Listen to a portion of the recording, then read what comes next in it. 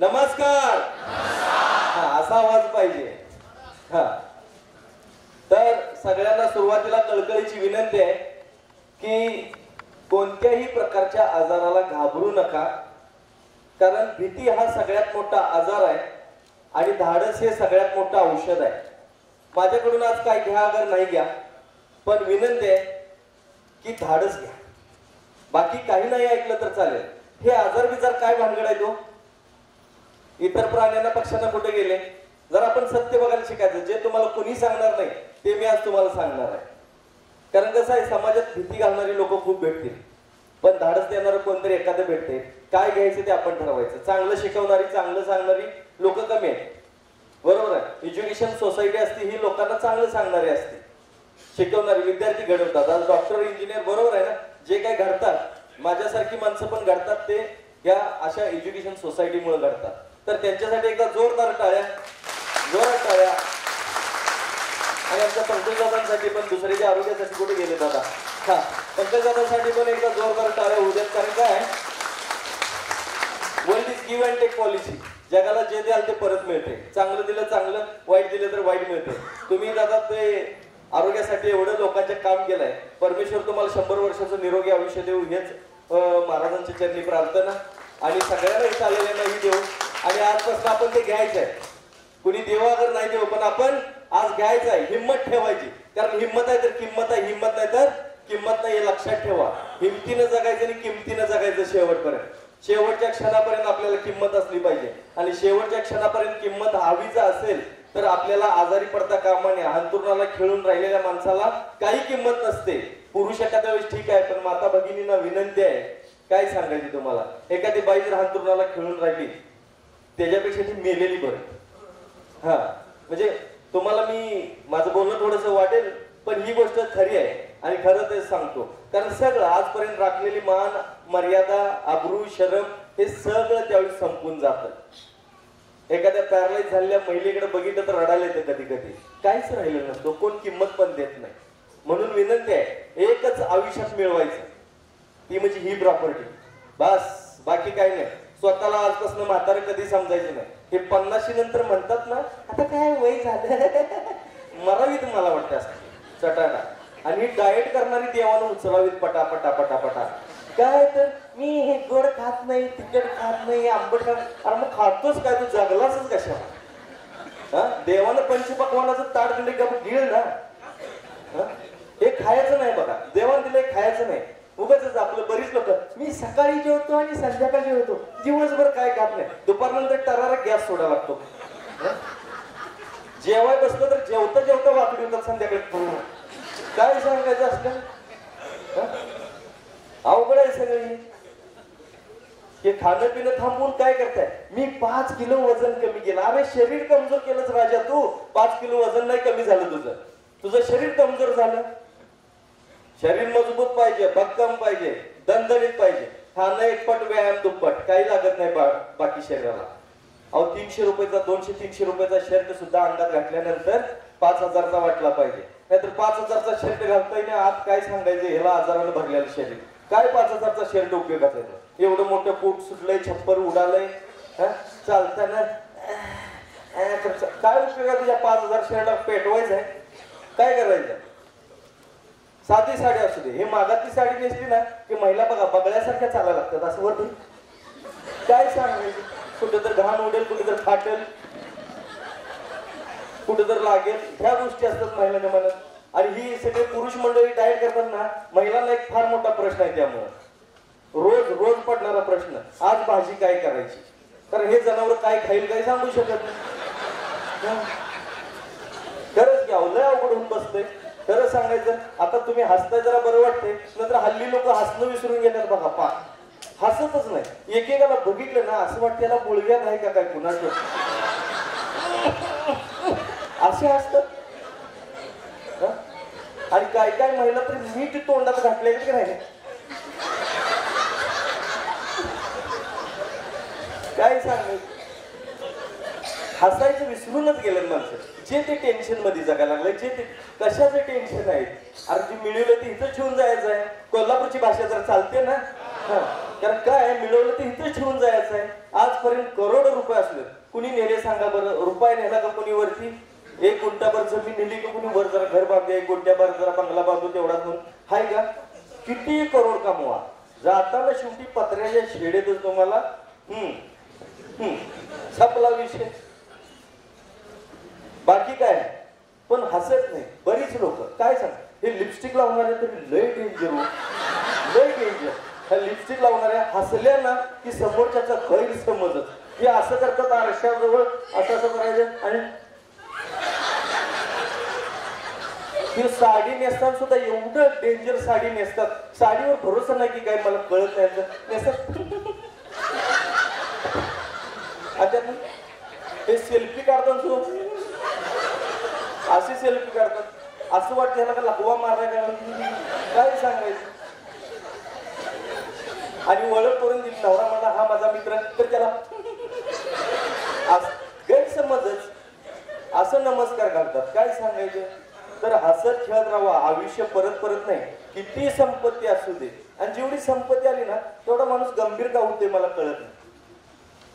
गंभीर अहो, हसत खेळत राहणे ही खरी संपत्ती आहे. हे शरीर राखणं ही खरी संपत्ती आहे. आज माझं वय 57 आहे, तरी सुद्धा मी व्यायाम करतो. हा, नातवंड आहेत, मुलाचं लग्न झालंय, मुलगीचं लग्न झालेलं आहे. हा, पण अजून मी 25 इथं समजतो. हा, समजायला पाहिजे. असंच आहे, राहिलं पाहिजे. छान राहणं, मस्तपैकी राहणं. या आयुष्यात जेवढा एन्जॉय करता येतो तेवढा करायचा.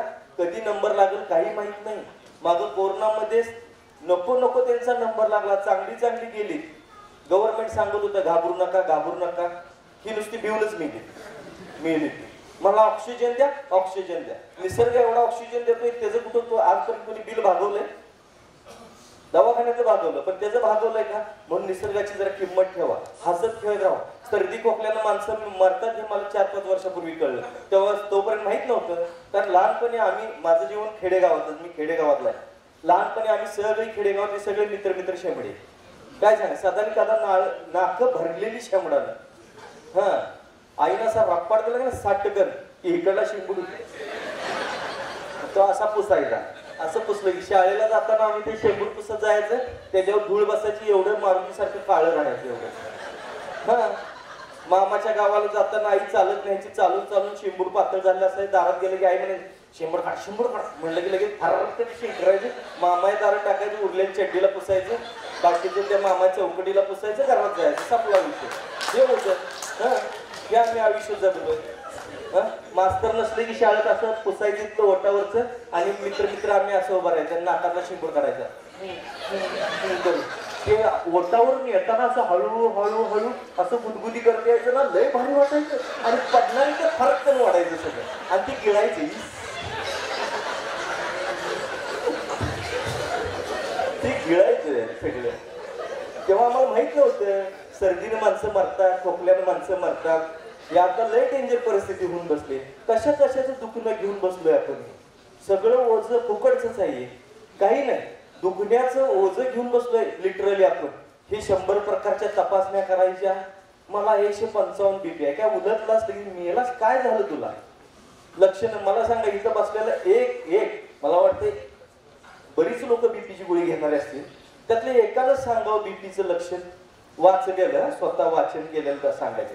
गावानं सांगितलेलं ऐकलेलं नको. एखादा हात वरती येतो का बघू बरं.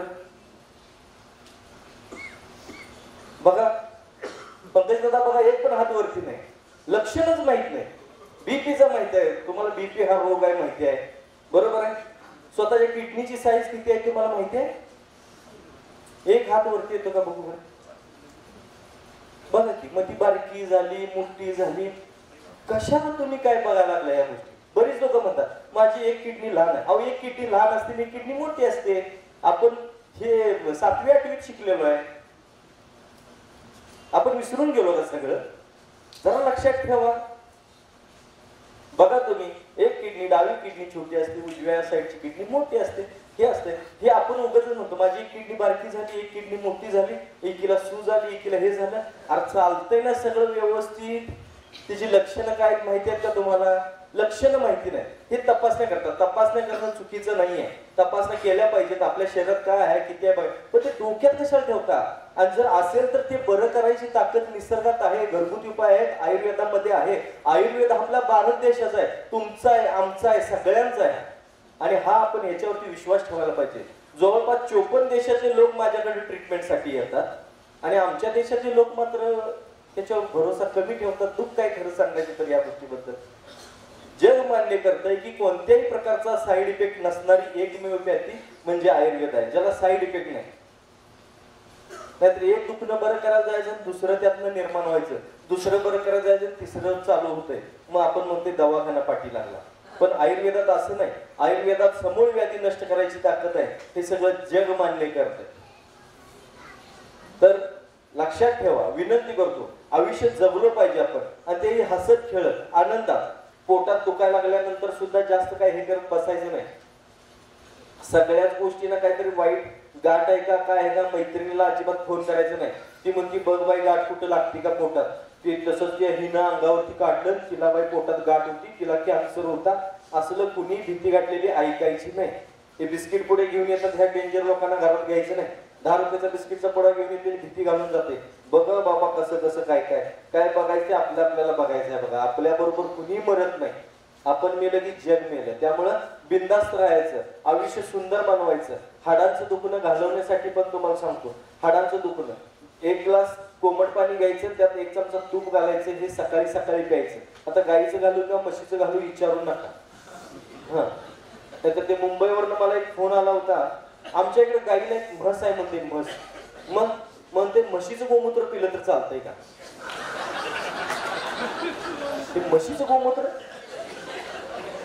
काय सांगायचं, असलं कसलं काय म्हणले. मला रिसर्च करायची वेळ आली राव त्याच्यावरती. म्हशीचं गोमूत्र नवीनच ऐकलं म्हणले, तर असलं काहीतरी पिचीला. तर छान राहायचं, आयुष्य सुंदर बनवायचं. वनस्पतींची एकंदरीत सविस्तर माहिती व्यसनामुळे किंवा आता तुम्ही आपण म्हणतो बघा भाजीपाला सगळा औषध फवारणी करून येतो, त्याचे साईड इफेक्ट होतात, असं होतंय तसं होतंय. यासाठी सुद्धा तोडकर संजीवनीचं जडीबुटीयुक्त चूर्ण आहे, जे तुम्ही घेतल्यानंतर सगळ्या साईड इफेक्टला टाटा बाय बाय करू शकता. कुठल्याही प्रकारचं काही खाल्लं तर त्याचा साईड इफेक्ट होणार नाही, यासाठीच्या काही वनस्पती.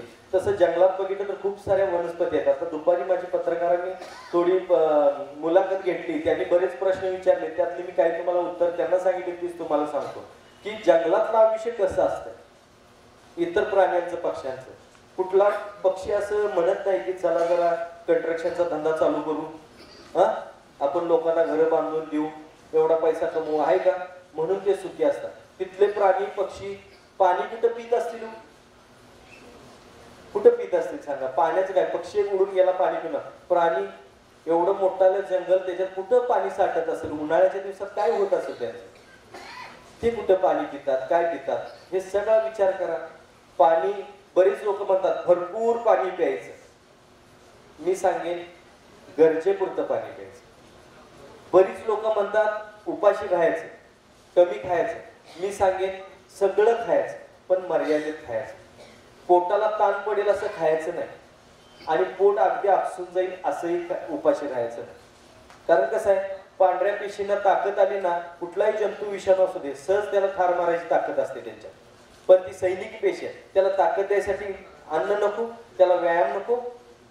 ब्लड सर्क्युलेशन नीट चालायचं असेल तर कमीत कमी दिवसातून स्वतःला 15 मिनिटं तरी वेळ द्यावा.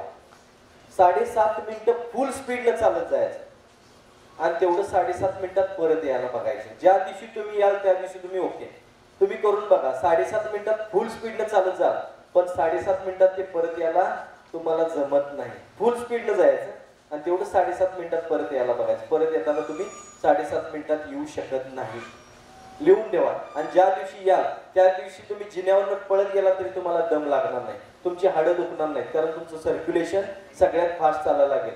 हल्ली बऱ्याच गुडघेदुखी कंबरदुखीचा त्रास सुरू झालाय महिलांना वगैरे.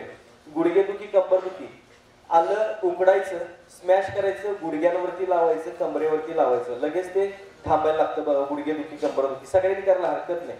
नसेल तर आयुर्वेदातल्या निसर्गोपचारातल्या बऱ्याच ट्रीटमेंट आहेत. गुडघे बदलायला सांगितले तरी सुद्धा ते रिपेअर होतात आयुर्वेदामध्ये. कसे? तर ते तोडकर संजीवनीमध्ये तुम्हाला त्या स्कॅनरवरती सगळं मिळेलच.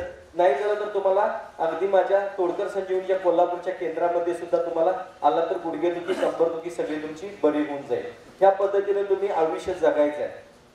सगळ्यात महत्वाचं सगळं काय असू दे खावा पिवा, पण वर्षातून एकदा तरी बॉडी सर्व्हिसिंग करून घ्या. बॉडीचं सर्व्हिसिंग ओके, बॉडीचं सर्व्हिसिंग करतात का? कुणी केले का सांगा? वर्षातून करतं का? मला बरीच लोक विचारतात तुम्ही काय करता. मी वर्षातून 2 वेळा बॉडी सर्व्हिसिंग करून घेतो.